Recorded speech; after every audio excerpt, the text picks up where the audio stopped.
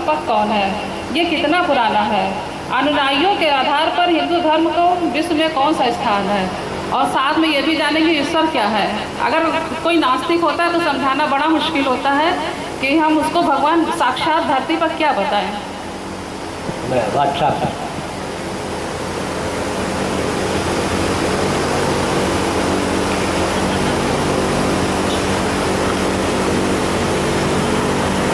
भगवान भी समय समय पर अवतार लेकर धर्म संस्थापना करते हैं। धर्म संस्थापनार्थाय संभवम युगे युगे, लेकिन धर्म के संस्थापक भगवान नहीं है। इसका मतलब धर्म का जब ह्रास हो जाता है, धर्म के ह्रास का अर्थ क्या है ये भी समझना चाहिए। 100 व्यक्ति में 99 व्यक्ति अव्वल दर्जे के झूठ बोलने वाले हो गए, तब क्या होता है कि सत्य का ह्रास हो गया या सत्य का लोप हो गया।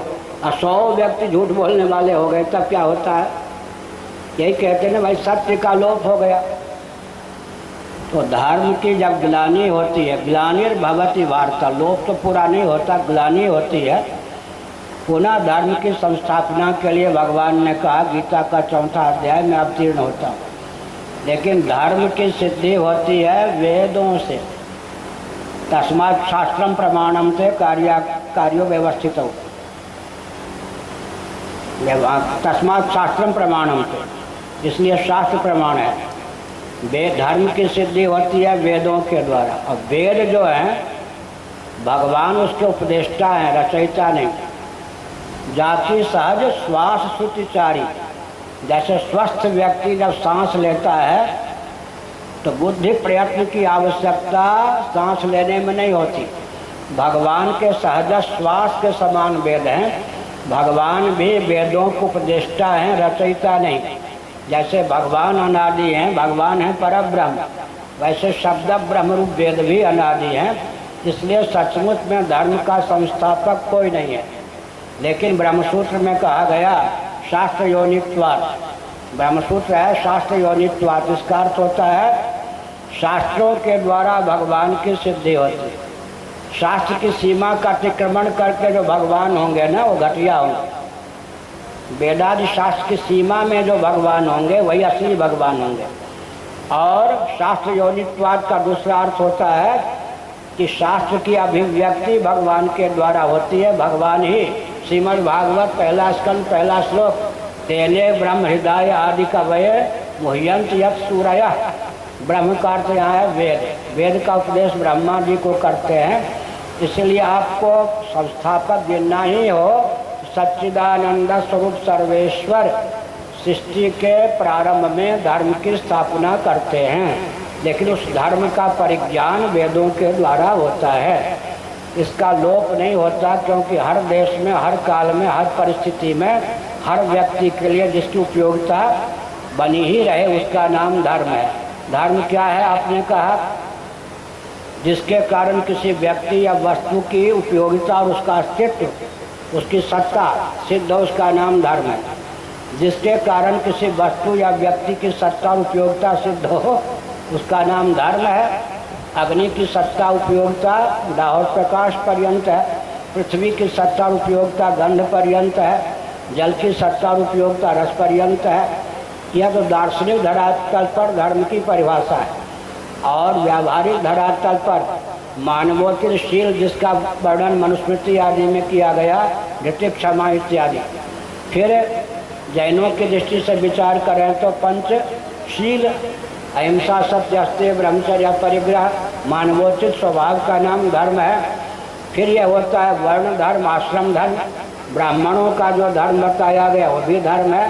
धर्म के 2 भेद हैं, अनुष्ठेय धर्म, अनुष्ठान करने पर जिसकी सिद्धि होती है, यज्ञ दान तप। यज्ञ करेंगे तो यज्ञ की सिद्धि होगी, दान देंगे तो दान की सिद्धि होगी, तप करेंगे तो तप की सिद्धि होगी। और एक सिद्ध धर्म होता है, एक साध्य कोटि का धर्म होता है, एक सिद्ध कोटि का। सिद्ध कोटि का धर्म है गंध नामक गुण जो धर्म है, किसमें, पृथ्वी में, वो सिद्ध कोटि का धर्म है। साध्य कोटि का धर्म है यज्ञ दान तप। सत्य बोलेंगे तो सत्य की सिद्धि होगी, यह है। अब कहते हैं कि आजकल नास्तिकता बढ़ रही है। नास्तिकता इसलिए बढ़ रही है कि टेलीविज़न, कंप्यूटर, मोबाइल मार का बच्चे हो गए। ये जो कटाक्ष करते हैं, प्रश्न करते हैं, माता पिता उतने योग्य नहीं है कि उनको संतुष्ट करने योग्य उत्तर उनके पास हो। बहुत अच्छा है, एक डिग्री कॉलेज की प्राध्यापिका प्रोफेसर है लक्ष्मी गौतम, वृंदावन। वो वन महाराज डिग्री कॉलेज में इतिहास पढ़ाती, 2 विषय में पीएचडी है, इतिहास और हिंदी में। संस्कृत में एमए, 3 विषय में एमए, 2 विषय में पीएचडी। उसकी नातिन माने बेटी की बेटी, उसकी बेटी रांची में जज है। नातिन की नातिन उस समय 6 साल की रही होगी, हमको बहुत मानती है। तो वो बाएं हाथ से भोजन कर रही थी। उसकी नानी लक्ष्मी गौतम ने कहा, देखो गुरुजी नाराज होंगे, दाएं हाथ से भोजन कर।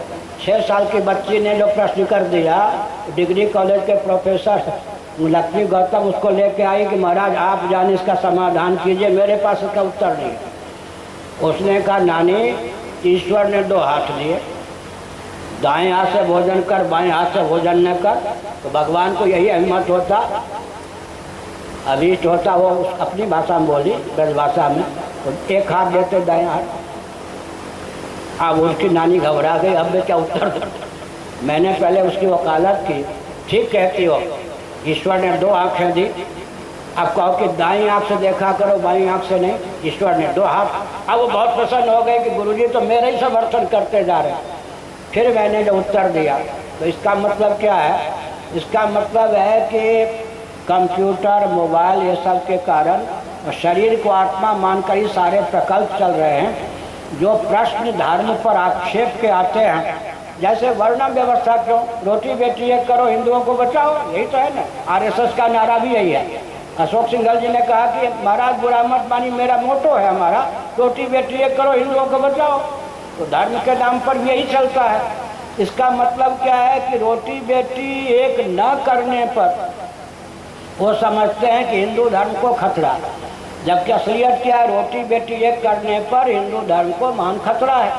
तो सर्वथा विपरीत बोध हो जाता है। उस विपरीत बोध का निवारण करने के लिए भगवान ने हम लोगों को जन्म दिया है। सब बात आप ही लोगों के बस की होती तो हम लोगों को उपयोगिता ही क्या हुआ। और मैंने तो पहले कह दिया, हमको बहुत प्रसन्नता हुई तब से, जब से इन वैज्ञानिकों के बीच में जाने लगे, वैज्ञानिक हमारे पास आने लगे, चाहे मुसलमान घर का हो, क्रिश्चियन घर का हो, किसी ने ऐसा भी नहीं कि मुंह बना के सुना हो, कान क्या बोल रहे, सबने इतने चाव भाव से सुना कि मानो कभी सुना ही ना हो। इसलिए सज्जनों, जब दर्शन, विज्ञान और व्यवहार तीनों धरातल पर सनातन धर्म सबके लिए, सब काल में, सब परिस्थिति में उपयोगी है, तो उसकी उपयोगिता को सिद्ध करने के लिए श्रुति, युक्ति, अनुभूति तीनों धरातल पर धर्म के विवेचन की आवश्यकता है।